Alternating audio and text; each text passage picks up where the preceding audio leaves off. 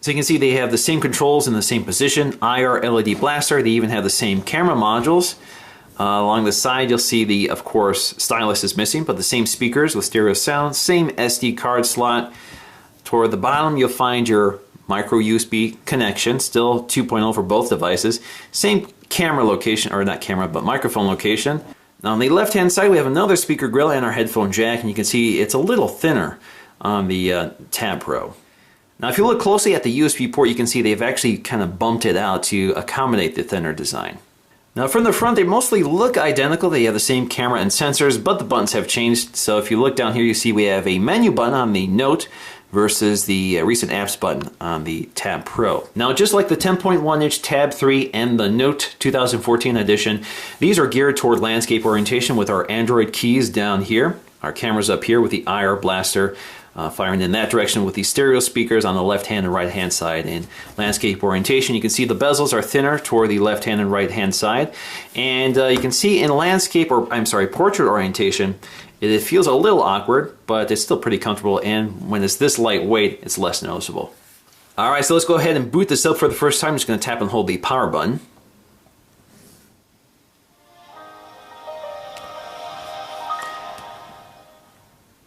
So we have those nice stereo speakers which give you a fuller sound. Alright, so let's take a look at the updated user experience. So this is again running TouchWiz, a new version of TouchWiz on Android 4.4 with a new lock screen effect. So you can see pretty much looks like classic TouchWiz. We have our home screens which we can pinch in and out to view or edit. So we can change which one we want to be the home screen, or we can add new home screens or take them up to remove.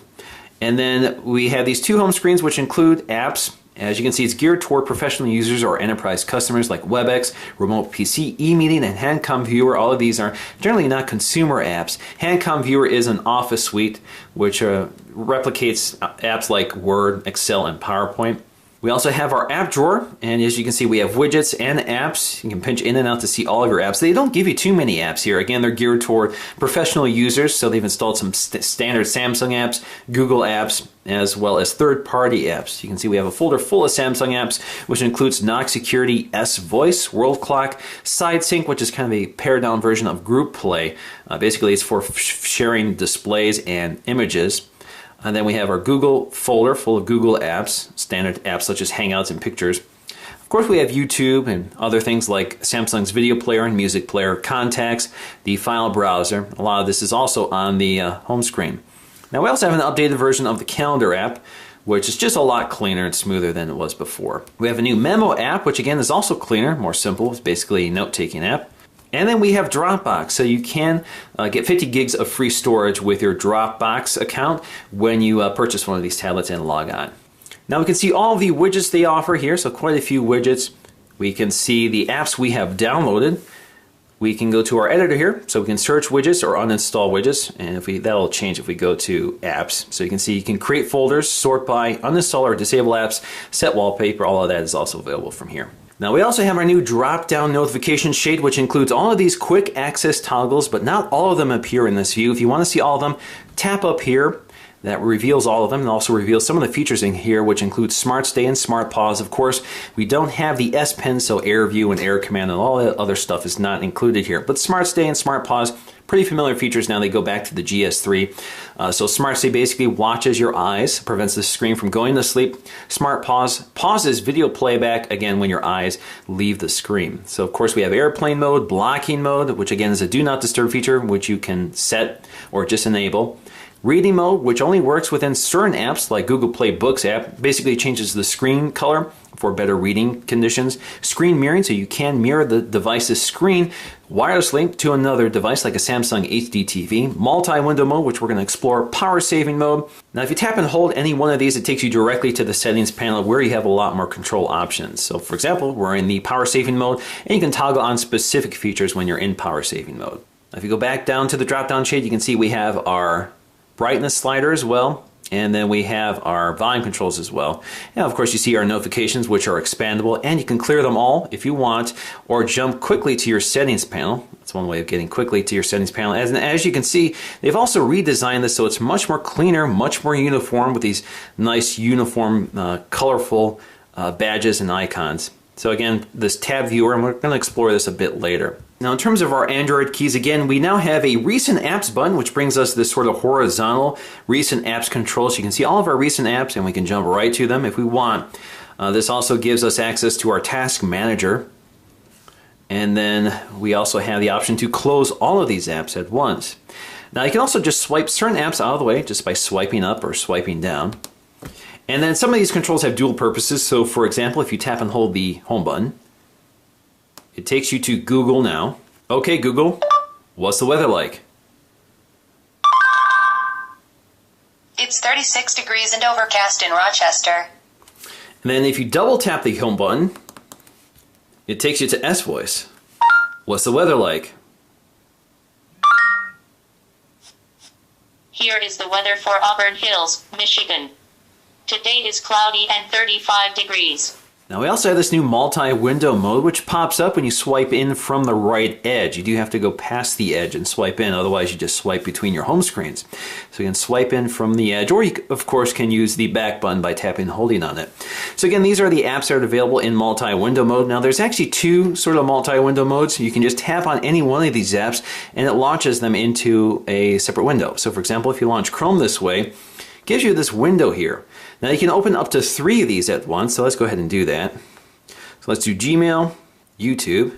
So there we go, we have 3 windows we can move around. Now the more windows you have open, the slower this tends to respond, but you can resize them. So for example, you can resize them manually, and then you can maximize them or you can minimize them. And when you minimize them, it basically turns them into these little badges that you can move around, and if you want to bring them back up, just tap on them and then move them back into place. Of course, you can also close them, but this means that you can have up to 5 windows open at once. And that's because you can also do side-by-side windowing at the same time. So I'm just going to close these out now. This also means that you could watch videos in a separate window like YouTube videos. Now in terms of side-by-side windowing, you basically bring up your multi-window mode and you drag and drop apps to the screen. So for example, if we drag and drop Chrome to the screen, fills it up. And now I can drag another app to place it side by side. So for example, Gmail. So I now have 2 apps I can work in side by side, and I can resize the windows as I want. Of course, this also works in portrait or landscape orientation. And you're limited to 2 windows in this case, while the Note 12.2 gives you 4 windows. So you could drop up to 4 windows in this viewer. You can also drop other apps into each window and it will preserve the recent apps into that window. So for example, if I grab YouTube, drop it over here onto my Gmail app, replaces it with YouTube, I can continue doing this, adding other apps. So for example, let's add the Gallery app. Just drop it in place. Replaces it. So what's happening now is if I go to this blue dot toward the center, I can go to Recent Apps and I can choose one of the other apps and jump right to it. So I actually have more multitasking options besides just having 2 windows side by side. So there you go, goes back to Gmail. If I want to jump back to another app, it takes me back to my Gallery app. Sometimes it works great, sometimes it doesn't. There we go. And now of course you have other options here, so you can switch between left hand and right hand side, and if you want to control the other window you basically have to tap to the right edge of it. Now just tap to the left hand side and you can go to your multitasker here, and as you can see I just have 1 window open because I haven't dragged other windows to that one. So there you go, you can also do other things like maximize a window, close a window, copy one item from one window to the other window. So for example, if I want to maximize this window, just tap maximize, there you go. So as I mentioned, this in theory means that you could open up to 7 windows or 5 windows at once. So for example, if I go back to my multi-window tray here, I could also open up, let's say, the gallery. So it'll open up in a separate window and actually picks up where I last left off. I can go to Hangouts, and then I could also go to My Files. Now, of course, this does get really laggy if you do all of these windows at one time, especially depending on what each window is doing. Some are more resource intensive than the others. So you can see quite a few windows open on this one tablet. Now, if you like to have these 2 windows open side by side often, you can actually create a custom recipe. So go to your multi-window mode, go to your editor down here, go to Create, and you can create a custom recipe. Click OK, adds it to the tray here. So if you slide it out now, you have Chrome/YouTube. So for example, go to Chrome/YouTube, opens it up for me. Now to the left or right of the main home screens is the Magazine UX, which is a Flipboard powered widget board. So basically these are news stories sort of spaced out into these little tiles here, which aggregate different stories related to certain subjects. So for example, I have sports, photos and design, arts and culture, science and technology, and news. Up here we have our email, calendaring, our office apps, as well as business news. Now we can refresh the feed so it updates to the latest information. You can also move between news stories, like so. And then if you want to see any one of these items, all you have to do is tap on it. It takes you to a full screen viewer. And then you can tap again to see the specific article. And then you can read through it, basically like you're flipping a magazine. Now you can edit the source of the feed by going to this little menu icon, and up here you can select specifically what you want to be fed into those individual widgets. So you can see that it's automatically selecting top stories for you, so it can do it automatically, or you can select specifically which ones you want. So for example, you can see mobile, science TV, space, tech, 9 to 5 Mac, all things D, Android Authority, Ars Technica, The Verge, BGR, all of that stuff is in here, and you can select specifically which one you would want. Now you can also edit how many home screens you have here, and you can add specific categories to each home screen. So for example, I just have 2 by default, but you can add a third. You're limited to 3. I think the 12.2 gives you 4. So here, if I go to the home screen, oops, let's go out again here. We select this one. We can select specific categories here. So you can see we have no categories here selected right now. If we go to this one, you'll see the categories they've already added. Same with that one. So if I go here, I can add things like news, and then style. Then I can also add social networking such as Twitter and YouTube. You can see it automatically resizes the tiles for you. And then you can add certain applications such as music. Now if you want one of these windows to be your home screen, just tap this little home icon above. So when you press the home button, it takes you to that specific page. So for example, instead of this being your main home screen, you tap home and now it takes you to Magazine UX. Now if you want to change that, just go back to your home screens, pinch in and out, select which one you want to be your home screen. There we go. And now when you press home, it takes you to the classic viewer. Now you can also edit this, so if you tap and hold on them, you can move them around, reposition them, or resize them if you had room. Right now I don't have room. Or you can take them up to remove. You can also change the layout here, which basically just rearranges them for you. If you go to widgets here, it takes you to your widget panel, which allows you to add more widgets. Now you can also quickly switch between home screens or Magazine UX just by tapping these icons down here. Now in terms of the keyboard, we actually have the same one from the Note Pro 12.2. We even have this directional D-pad here, which is kind of nice. The keys kind of have a dimensional look to it, and when you type on them, you get a sort of a typewriter sound effect. And of course, we have lots of options, including a voice keyboard. This is a test of the voice keyboard, period. We can also go to our keyboard options. So we do have a split keyboard, which I find very useful, which you can also move around. This is very similar to the iPad. It gives you a nice thumbable keyboard, so you can type comfortably in landscape orientation or portrait orientation without having to kind of reach across the device with your thumb. We also have handwriting input. So although we don't have an S Pen here, you can handwrite. You can just use your finger if you want. And it does a pretty good job recognizing both punctuation and your terrible handwriting. And it's fairly quick, so it actually works pretty well. Now in terms of the settings panel, we have our tabs up here for connections, device controls, and general. Under connections, you have Wi-Fi, Bluetooth, airplane mode, data usage, location, more networks for VPN setup as well. There is no NFC technology in any of these tablets. Nearby devices for DLNA, which you can enable, and you do have screen mirroring here, which you can turn on. This allows you to broadcast the display of this wirelessly to an HDTV, such as a Samsung TV. We have sound controls, so we have lots of options here. So we can enable touch sound effects, screen lock sound effects, haptic feedback, and that sort of thing. Display, so you can change your display such as touch key light duration, screen mode. You can change the options you have here either to adapt display or dynamic, etc. We have multi-windowing mode, which you can enable or disable. Lock screen, so you can enable shortcuts. So shortcuts basically are apps that appear on the lock screen. So for example, if you want to add Chrome here, just go to plus, select Chrome, and if you don't want the native WebKit browser, just take it to delete. And now if you go to the lock screen, you'll see them here, and you can quickly launch them just like that. You also have your wallpapers, so we have home screen, lock screen, home and lock screen, and you can also adjust this directly from the home screen just by tapping and holding anywhere on the home screen, get you to those controls. You can also add folders, pages, apps, and widgets from here. So for example, if you want to create a folder, you can do that as well. Or if you're on the home screen, if you tap and hold one of these apps, you can take it up to create a folder or go to app info to find more about this device or about the app, or remove one. So for example, you can go up to app info. Shows us the info, again, takes you basically to the app manager. Under controls, we also have language and input. We have voice control, which are off by default, but basically this allows you to control things like your alarm, camera, and music just by using your voice. So for example, you can tell your alarm to stop or snooze. Camera, you can say shoot, smile, or cheese to take a photo or record video. Music, you can say next, previous, play, pause, etc. Now under motions, these are less useful. So zoom, just to show you this, basically you hold two fingers on the display, move it up and down like this, and you can zoom in and out. We also have browse an image, same principle here. You tap somewhere on the screen and move the device left to right. Now we have palm motions, so we have screen capture. Basically what happens is you can swipe your hand across the display to grab a screen capture. This works anywhere in the system. And then we can mute or pause music just by palming our hand over the screen, just like that. We also have smart screen features such as Smart Stay, Smart Rotation, and Smart Pause.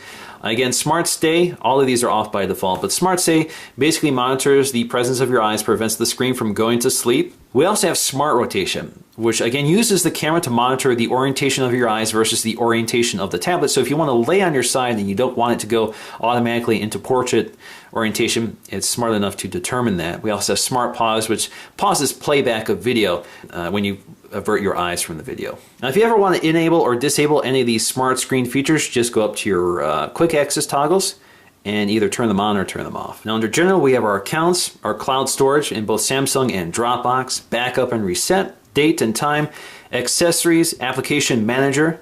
This is where you can see everything that's on the SD card, anything that's running, all of the apps and the resources they're using, default applications for certain tasks, users, so you can add additional users. Again, this is the latest version of Android, so you can add other users to log into the device. Battery information, so you can see the entire timeline for the battery information and specifically what each app is using. Power and saving mode, storage, so you can see how much storage we're using. Security, and about device. Now just to give you some idea of the size differences, here we have the Tab Pro 8.4, then the 10.1, and the Note Pro 12.2. So we have a three-pronged approach for the Pro Series tablets. Only the 12.2 has the stylus at this time. Now just to give you some idea of the size differences between this and the iPad Air, as you can see the iPad Air is sort of geared toward portrait orientation more so than landscape.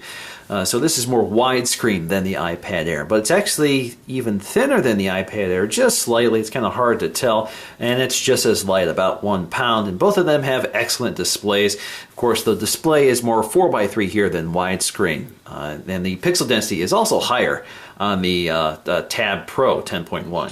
Now, one of the benefits of having a widescreen tablet is that widescreen video fills it up better than something like the 4:3 aspect ratio of the iPad. Of course, we also have these stereo speakers in landscape orientation, so they sound pretty good.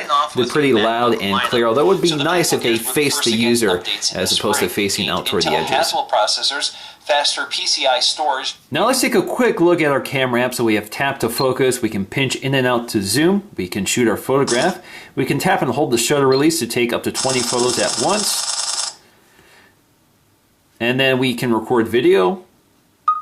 While recording video, we can snap a photo, pause it, resume recording, we can pinch in and out to zoom, tap to focus, and of course we can stop it. Now we also have our modes here, so we have the standard array of Samsung camera app modes such as Beauty Face, Best Photo, Best Face, Sound and Shot, Drama, Rich Tone, HDR, Eraser, Panorama, Sports, and Auto. And if we go up here, we'll find Dual Shot mode. So Dual Shot mode basically allows you to record both cameras at the same time, and there I am recording. You can change the size of the thumbnails, whoops, just by dragging them like this.